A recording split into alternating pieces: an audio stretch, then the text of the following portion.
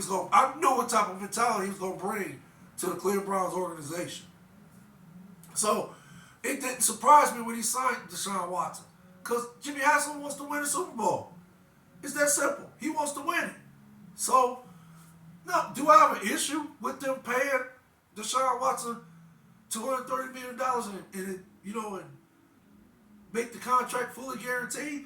I don't have an issue with it. I'm sorry. I have no issue with it. You pay a person what they worth. It's that simple for me. But the reason why I have these two on the screen, because I just, basically, want my viewers and subscribers to just, hear a little bit of the debate.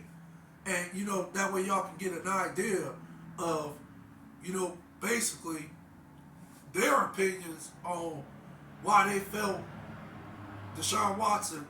Well, actually, Brandon Marshall, he, disagrees with the young lady to the right.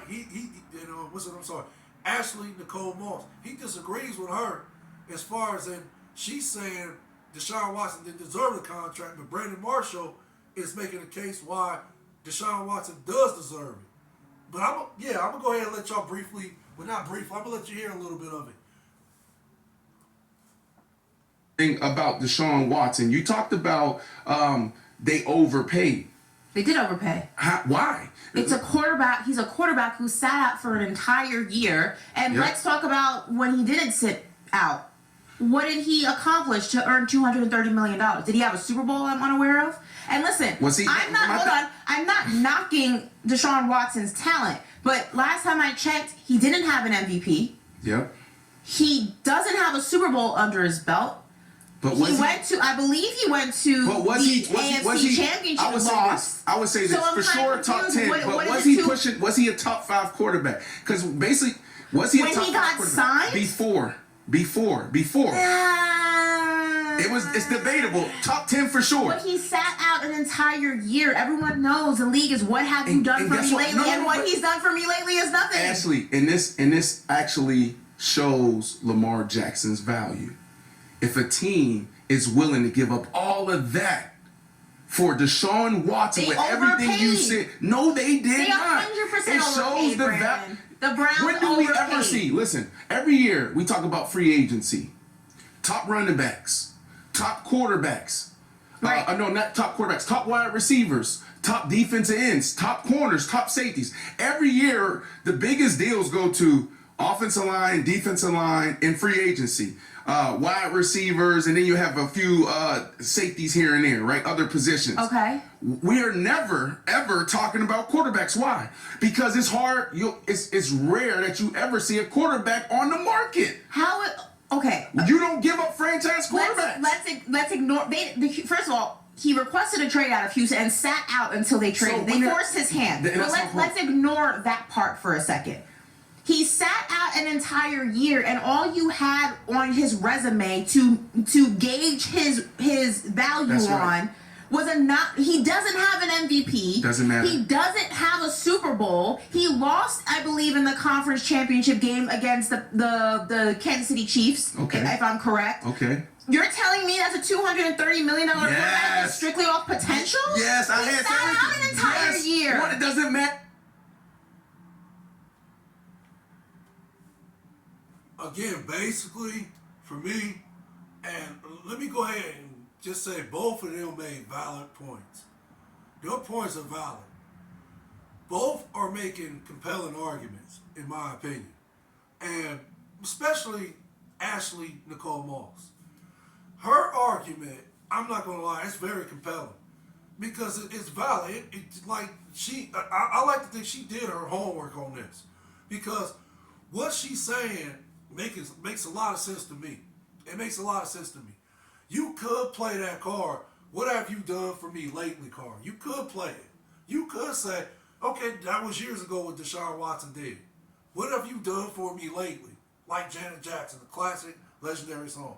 What have you done for me lately? Yeah, you can play that card. But again, it's the Cleveland Browns. The Browns had no options. They thought they had their quarterback in Baker Mayfield. They thought that Baker Mayfield, when they drafted him with the #1 pick, was going to be the quarterback of the foreseeable future. They thought Baker Mayfield was going to be that guy that was going to take him to a Super Bowl and win him. And not just one, multiple. They thought Baker Mayfield was the guy. Simple as that. Or they would not have drafted him #1. And did Baker show potential coming into the league? Of course he did. But again, we know how the story ended. So, what other options did the Browns have? Just like Brandon Marshall said, the quarterback position is where who talks about quarterbacks when they come on the market? Unless it's somebody like an Aaron Rodgers. Unless it's somebody like Patrick Mahomes, Lamar Jackson, Josh Allen, Joe Burrow, Justin Herbert. Unless it's any of those quarterbacks, Deshaun Watson, Lamar Jackson, unless it's any of those quarterbacks that comes on the market, yeah, Brandon Marshall is right. Who talks about quarterbacks? Who talks about them? So it's a rare commodity, like I said before. It is a rare commodity to draft a quarterback that has that type of skill set. And I'm talking about an elite skill set. I'm talking about a unique skill set. I'm talking about intangibles. Things you cannot see on the field.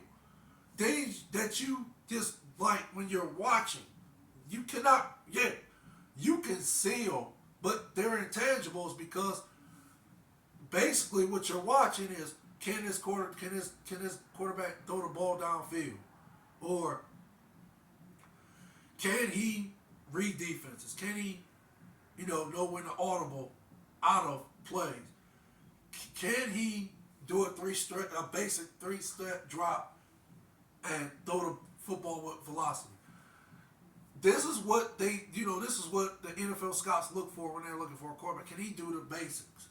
But can he take it to another level? Like Tom Brady, who recently retired.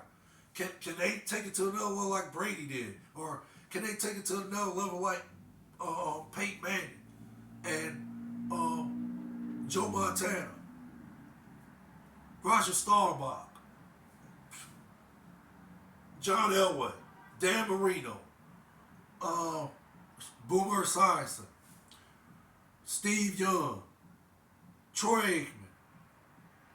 I can go on and on and on about the legendary great quarterbacks that ever played in the NFL. I can go on and on and on about this. So, it's just, like, again, for me, it's about the value and what were the options. The Browns didn't have no options. They did not have no options at all. So, again, how I see it is the Browns basically had no choice at that time but to offer him a $230 million guaranteed contract.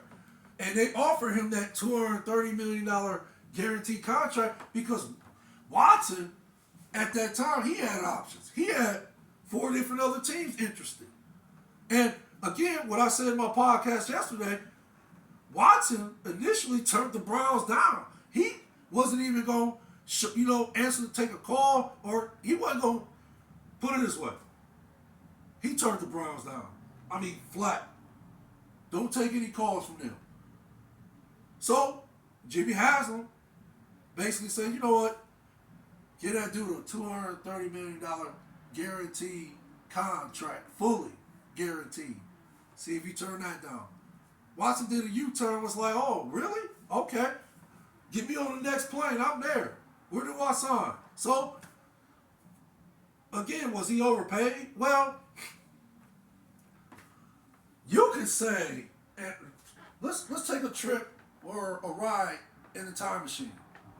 Let's go back to the year 2017, that offseason. Kirk Cousins signed a 3-year, $84 million contract with the Vikings. That was fully guaranteed. Now keep this in mind, $84 million, fully guaranteed with the Vikings. At that time, that was a historic contract. That was unheard of. And it was fully guaranteed. So, I mean, again, what is your worth? The Vikings didn't have a quarterback at that time. What was Kirk Cousins doing? He was lighting it up in Washington. Now, was he winning at the highest level? No, but Kirk was consistent.